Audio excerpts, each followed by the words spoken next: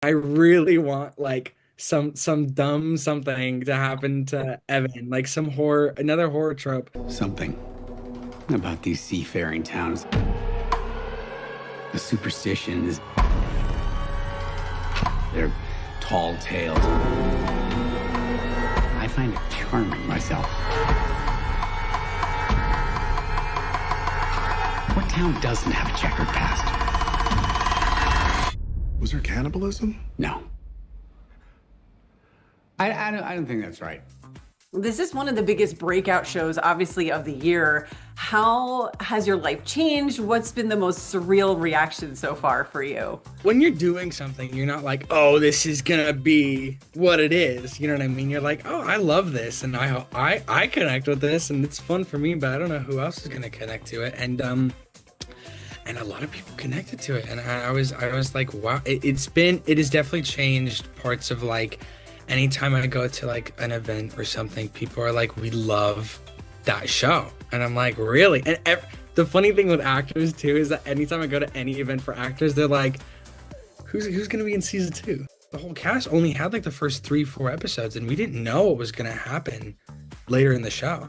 And so like we were told like maybe this is going to happen and like this sort of thing is going to happen, but we had no idea. So I didn't even know the levels to this curse or what was gonna happen or anything. So I was very like in the best way possible blindsided. I was like, what is happening? And then we got the last couple episodes and I was like, oh, that is something I'm very excited for season 2. And so now that you know that there's going to be a season 2 and your character is heavily involved, what would you like to see for Evan? Do you want more spooky happenings? Do you want him to be like the good guy or the bad guy? Like, how do you envision him? And do you even get a say? I think for me personally, like I didn't get to see, or I didn't get to do a lot of like horror specific things, and I really want like some dumb something to happen to Evan, like some horror, another horror trope.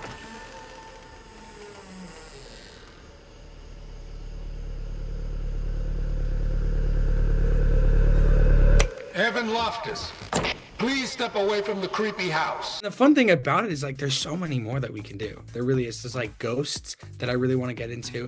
I know we kind of touched on a witch thing, but I really love, I mean, I think Kate, I would be fun to like see Kate do some more witchy things, and then like even like a Shining-esque episode, like somebody goes stir crazy on the island or something, like something fun. Like there's so many different things that we could do.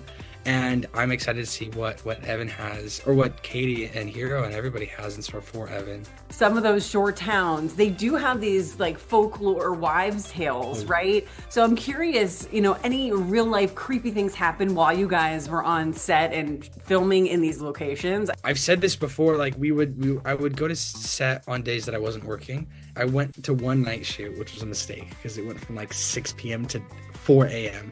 But I went one day and it was the Boogeyman episode where the Boogeyman is chasing Patricia, and phenomenal episode.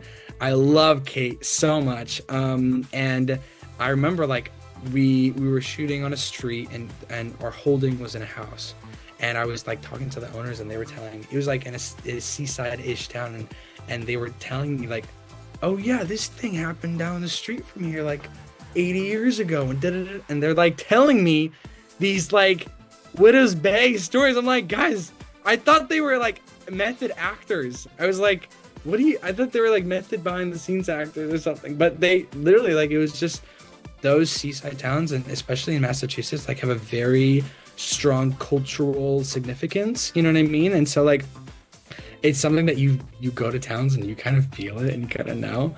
But no, I mean it was just fun to shoot because a lot of the shots were on location. Like we shot a lot on location, which I appreciated. And you can tell that it was like the location heavily influenced a lot of things in the shot. Why do we never leave this island? We can. We can leave this island. Working with Matthew Rhys, what's the biggest piece of advice that he's given you as you kind of are just sort of exploding into this universe of Hollywood? He's so, it's really annoying because he's so funny and so nice and so charismatic and charming in real life. and then he works and you're like, he's really good too. Damn it. Like it's not like, you know what I mean? 9. We're sitting 9 and 10 right now. And there's Mr. Matty.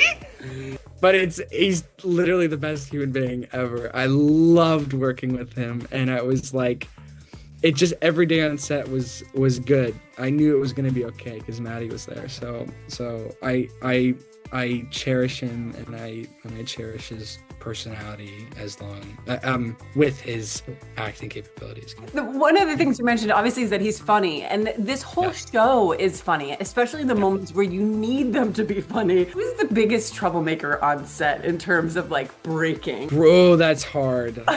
Everybody was so good. I think that was me. I broke all the time. Like I couldn't help myself. But it was funny to be like, Stephen Root was hilarious. I love Stephen because he is so not that kind of person in real life. He's like a teddy. He's like very quiet and he's kind of shy and he's like likes to talk, and then he goes and then he's wick and he's like this person, and it's so funny. And then I mean Maddie, everybody too. Kate was so physically like, she's the physical comedy within her is so funny. But I broke so much. There was a scene that they cut out that it was Maddie came in, he had like it was after he had his drug induced crazy, and he had chili everywhere, and he was like, and he came into my room like this, and I couldn't do this scene. I was like, guys, this is not fair for you guys to put me in this situation. It was so funny. But I think that like that when people were doing like the very scary things and the very horror, that was the funnier days, you know what I mean? Like that was the fun days. And so I don't know, I love them all, and they're so funny all together, and it's like I was definitely the person breaking. If this show were to get several more seasons and we make it to the series finale, right? For Evan, what would you want him to ultimately have as that arc? Evan can go so many different ways, and I think that he's way smarter than what he's kind of leading on. Do you know what I mean? And like he really is a type of kid that you don't know where he's gonna go, you don't know like what path he's gonna choose. And I think that like having that bond with me and Tom is just it really is gonna be like the test of like what is gonna happen. And I don't know, I really am, I have no idea what is in store for Evan. I'm really excited to see though. I think that like multiple seasons down the line, if we do them, I just want him to I want him to have I want him to get off the island.